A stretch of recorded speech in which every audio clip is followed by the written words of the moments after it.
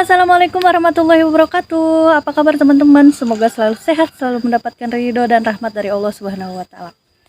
Baik teman-teman, lihat nih aku lagi ada di taman dan kita akan berbagi cerita atau kisah ya teman-teman. Kisahnya seru banget nih, tapi sebelumnya kita lihat dulu yuk ada apa aja sih tanaman di sini ya di belakang rumah aku teman-teman. Alhamdulillah ada melon baru juga jadi beberapa ya teman-teman. Lihat, wah kita buka, nah kita buka lagi, nah ada berapa ini, dan ada apa ini namanya, kedongdong, dan ini pohon apel ya teman-teman. Ini ada serai, kangkung, luar biasa ya teman-teman. Aku tuh kalau misalnya pengen kangkung nih tinggal petik aja di sini, nih hasil petikan kemarin. Jadi sekali masak itu semua nih dapat petikan ini, nanti tumbuh lagi, diambil lagi. Dan ini daun katuk, terus ini pohon lengkeng, dan ini tanaman cabe. Masya Allah udah banyak ya cabenya. Dan ini ada bunga gantung satu aja.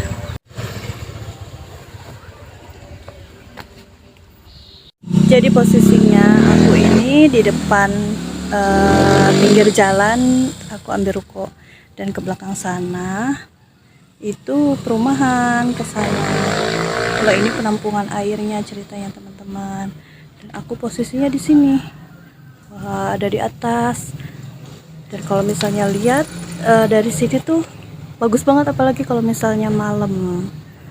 Dan teman-teman, di sini aku juga mau umumkan pemenang GA ya teman-teman yang kemarin ya, yang paling banyak share di sistem terbaca yaitu adalah Elkaila 1. Selamat ya untuk kamu mendapatkan cincin 3 gram. Nanti aku DM ya Instagramnya atau TikToknya. Nah di sini aku mau bercerita tentang atau mengisahkan tentang seseorang ahli ibadah atau orang yang soleh namun berakhir masuk neraka. Penasaran apa sih kisahnya? Mungkin teman-teman di sini pernah mendengar, tapi kita akan kisah lagi. Kisahnya yaitu adalah seorang pria bernama Barsiso. Ya, Ki Barsiso ya, biasa dipanggil Ki Barsiso kan. Beliau ini terkenal di negerinya seorang yang soleh ya. Jadi beliau ini sangat terkenal seorang yang sangat soleh dan juga ahli ibadah teman-teman. Nah kenapa sih bisa pada akhirnya masuk neraka? Kenapa sih, perbuatan apa yang dapat menyeret ia akhirnya ke neraka? Yuk kita bahas. Ki Barsiso ini adalah seorang pria yang rajin ibadahnya, sehingga beliau sampai mendirikan kuil ya. Kuilnya itu 2 lantai teman-teman. Di atas beliau ini menghususkan untuk tempat ia beribadah gitu. Jadi sehari-harinya itu selalu melakukan ibadah kepada Allah Subhanahu wa taala. Sehingga para iblis pun ya berlomba-lomba untuk menggoda Ki Barsiso ini. Gimana sih caranya supaya Ki Barsiso ini tergoda gitu oleh kita, kata para iblis. Kemudian ada satu iblis yang berkata, "Oh, saya yakin saya bisa menggoda Barsiso," kata si iblis ini. Kemudian iblis ini datang ke rumahnya Barsiso, mengucapkan salam, dan kemudian juga dibalas salamnya oleh Barsiso, dan kemudian ikut beribadah di rumahnya Barsiso. Ya, kemudian iblis ini ikut beribadah di rumahnya Barsiso selama 40 hari ya teman-teman. Dan Barsiso ini melihat bahwa iblis ini sungguh tekun gitu beribadahnya. Kemudian iblis ini juga berkata kepada Barsiso agar Barsiso mau menjadi gurunya, katanya gitu. Mau menjadi gurunya, mau mengajari dia untuk menjadi guru ibadahnya, kata si iblis ini. Namun Ki Barsiso nggak mau, karena Barsiso ini merasa si iblis ini lebih bagus gitu ibadahnya dibandingkan dia. Akhirnya tidak tergodalah ya Ki Barsiso oleh godaan iblis. Kemudian iblis merembuk lagi ya, memikirkan caranya atau untuk menggoda Barsiso ini gitu. Kemudian setelah berembuk tuh para iblis, akhirnya iblis pun menemukan cara gitu. Akhirnya datang tuh iblis yang lain ke rumahnya Barsiso. Nah, mengucapkan salam, kemudian dijawab oleh Barsiso, "Waalaikumsalam." Kemudian iblis ini ingin ikut beribadah di rumahnya ya. Kemudian iblis ini melakukan ibadah dengan tekun, sangat tekun, sehingga Barsiso melihat kepada si iblis ini bahwa iblis ini tuh kok ibadahnya tekun banget sih gitu, ibadahnya tuh rajin banget, sehingga terpukau nih Barsiso, apa yang membuat kamu tuh menjadi seorang yang tekun banget ibadah gitu, bahkan saya kagum gitu melihat kamu, apa sih gitu amalannya kalau kata kita mah ya. Kemudian iblis ini berkata kepada Barsiso bahwasannya bahwa apa yang aku amalkan ini bahkan bisa menyembuhkan orang yang sakit, katanya begitu ya. Kemudian diajarin tuh Barsiso oleh si iblis ini ya untuk mengamalkan yang diamalkan, diajarkan. Kemudian Barsiso ini diajarkan juga menyembuhkan orang yang sakit. Jadi si iblis ini membuat orang-orang sakit, kemudian datang kepada Barsiso dan Barsiso sembuhkan, kemudian sembuh teman-teman. Dan pada suatu hari iblis ini mengganggu anaknya raja ya teman-teman, seorang gadis. Dia cekik, dia banting sampai si gadis ini sakit teman-teman. Kemudian si gadis ini memiliki 3 kakak ya teman-teman. Nah, 3 kakak yang menjadi raja pengganti ayahnya karena ayahnya meninggal dalam peperangan teman-teman. Nah, si gadis ini kemudian sakit, lalu si iblis datang kepada 3 raja ini ya, 3 kakaknya ini, bahwa yang bisa menyembuhkan adikmu itu adalah Barsiso, kata si iblis ini. Kemudian si 3 raja ini ya membawa adik gadisnya itu ke rumahnya Barsiso untuk minta disembuhkan. Namun Barsiso tidak mau. Kenapa? Karena Barsiso takut ya kalau mengobati seorang gadis gitu. Namun si 3 pangeran ini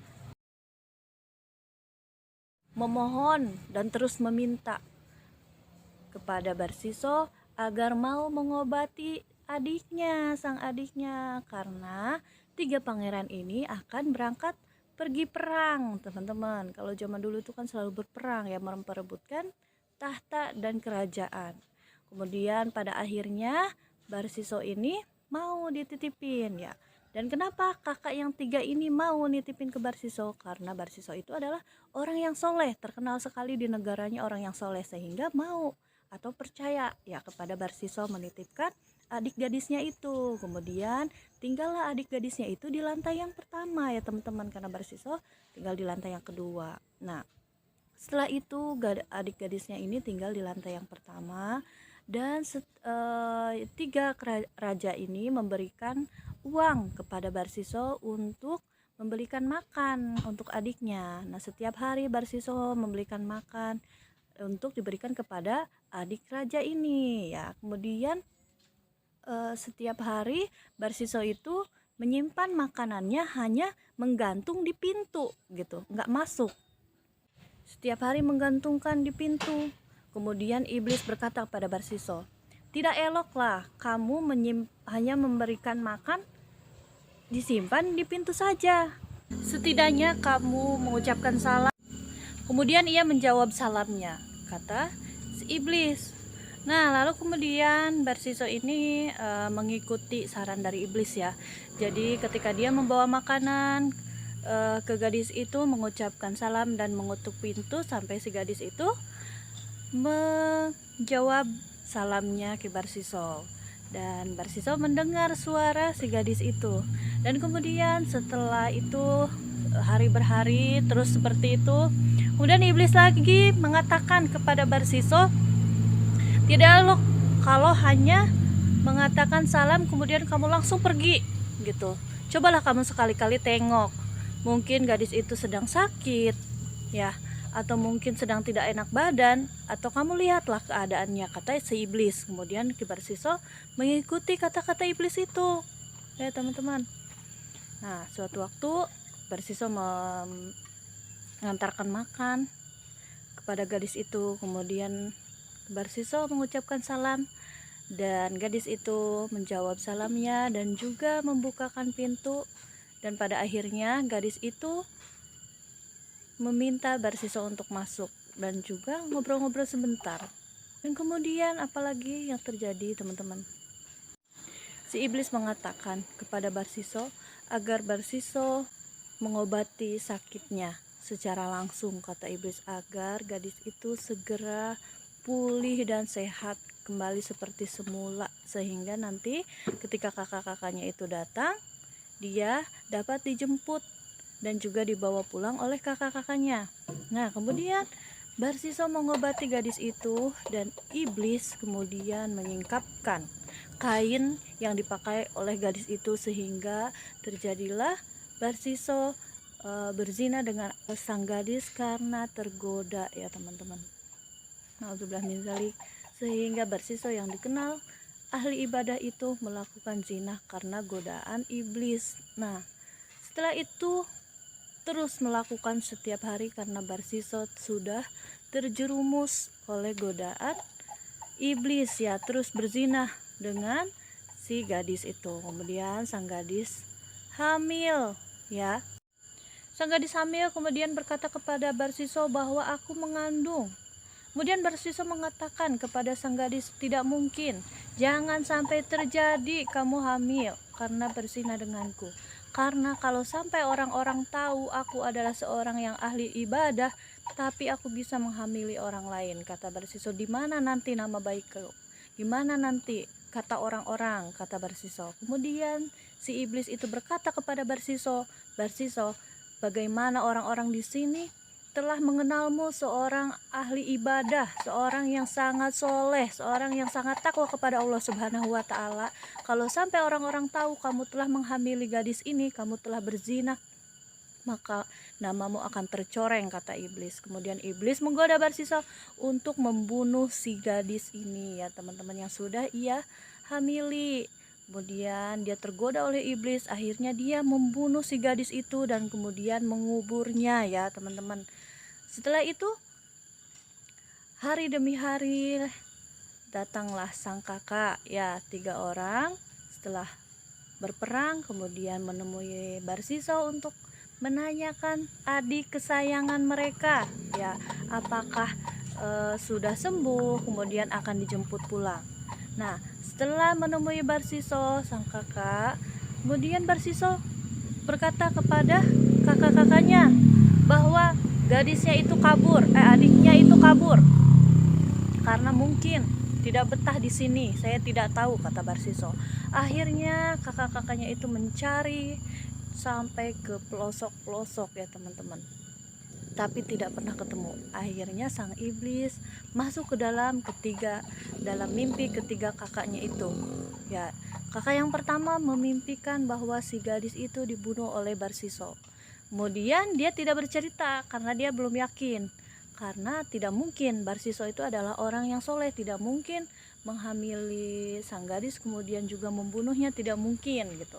Akhirnya si iblis masuk lagi ke dalam mimpi kakaknya yang kedua, hal yang sama mimpinya, jadi bahwa adiknya itu sudah dihamili oleh Barsiso dan juga kemudian dibunuh oleh Barsiso. Nah, kakaknya yang kedua pun itu tidak percaya gitu, sehingga tidak cerita kepada saudaranya yang lain. Tidak mungkin karena Barsiso itu adalah orang yang soleh, terkenal sekali gitu ya di negaranya, orang yang soleh. Kemudian si iblis masuk lagi ke dalam mimpinya kakaknya yang ketiga, teman-teman, ya. Hal yang serupa, mimpinya itu sama, memberitahukan bahwa sang gadis, adiknya kesayangannya itu sudah dihamili oleh Barsiso dan juga kemudian dibunuh. Nah, merasa resah, akhirnya kakak yang ketiga ini menceritakan kepada kakak-kakaknya bahwa saya semalam bermimpi bahwa adik kesayangan kita itu sudah dibunuh oleh Barsiso setelah ia berzina dengan adik kita, katanya. kemudian hamil dan juga dibunuh oleh Barsiso, kata mereka seperti itu. Akhirnya mereka saling berembuk dan juga saling menceritakan bahwa saya juga sama bermimpi hal serupa gitu. Jadi ketika itu mereka langsung bersiap-siap ingin membunuh Barsiso, ya, ingin kesal sama Barsiso. Akhirnya mereka bertiga datang kepada Barsiso. Di perjalanan, ketika mereka bertiga di perjalanan, si iblis datang lagi kepada Barsiso. Wahai Barsiso, aku mendengar kabar bahwa ketiga kakak gadis itu akan membunuhmu karena mereka tahu bahwasannya kamu telah menghamili adiknya dan juga membunuh adik kesayangannya, katanya gitu. Akhirnya Barsiso ketakutan dan juga memohon pertolongan kepada si iblis. Bagaimana ini iblis? Ya, bagaimana ini, saya takut sekali akan dibunuh oleh mereka. Kemudian iblis memberikan syarat kepada Barsiso. Ya, dia akan menolong Barsiso tapi dengan syarat. Syaratnya cuma satu, kata iblis. Aku akan menolongmu tapi dengan syarat kamu mau bersujud, katanya, kepadaku, kata iblis. Kemudian Barsiso terhanyut, tergoda oleh godaan iblis. Dia merasa bahwa iblis itu akan menolongnya. Akhirnya dia bersujud kepada kepada si iblis. Ya, Barsiso ini bersujud kepada iblis. Ketika bersujud, kepalanya seperti ini. Akhirnya datang ketiga kakak si gadis itu dan juga langsung memotong lehernya Barsiso. Dan pada akhirnya iblis tertawa bahwasannya, Barsiso, pada akhirnya selama 70 tahun kamu beribadah kepada Allah, kamu menjadi orang yang soleh, kamu tidak pernah berbuat dosa sekecil apapun, akhirnya kamu tergoda olehku, kata iblis, dan kamu mati dengan keadaan murtad, kata si iblis. Kamu sudah menyembah kepadaku, kata iblis. Nah, di sini kita ambil hikmah dan pelajarannya, ya teman-teman, bahwasannya orang yang terkenal soleh saja, ya, selama 70 tahun tidak pernah berbuat dosa sekecil apapun, ya, namun masih tergoda oleh godaannya iblis gitu. Jadi tingkatan godaan iblis itu tingkatan. Ketika kita iman kita sedang kuat, maka iblis yang menggodanya pun itu kuat. Kita harus menyadari bahwa iman kita itu setipis kulit bawang, jadi banyak sekali godaan iblis yang datang kepada kita.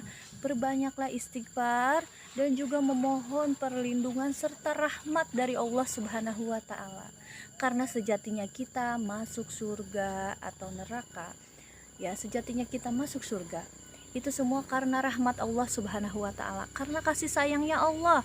Sehingga gimana teman-teman, sehingga bagi orang-orang yang terkadang sudah banyak melakukan amal ibadah, ya, seperti Barsiso ini, pada akhirnya masuk neraka teman-teman. Tapi ada juga yang tadinya melakukan dosa, ya teman-teman, ya, seperti yang di zaman Sultan Murad itu yang saya pernah ceritakan, ya, yang dikenal oleh orang-orang itu. Dia terlihat ahli maksiat, ternyata dia itu adalah ahli surga, ya teman-teman. Jadi kita tidak pernah bisa menentukan bahwa oh dia ini ahli ibadah, mungkin dia ini akan masuk surga, atau oh dia itu ahli maksiat, pasti dia masuk neraka. Kita tidak bisa seperti itu, ya, karena semuanya itu hanya Allah yang mengetahui dan juga hanya Allah yang memberikan rahmat kepada manusia, ya teman-teman. Jadi intinya kita selalu banyak beristighfar, selalu berdoa dan memohon perlindungan kepada Allah Subhanahu wa Ta'ala, ya teman-teman. Assalamualaikum warahmatullahi wabarakatuh.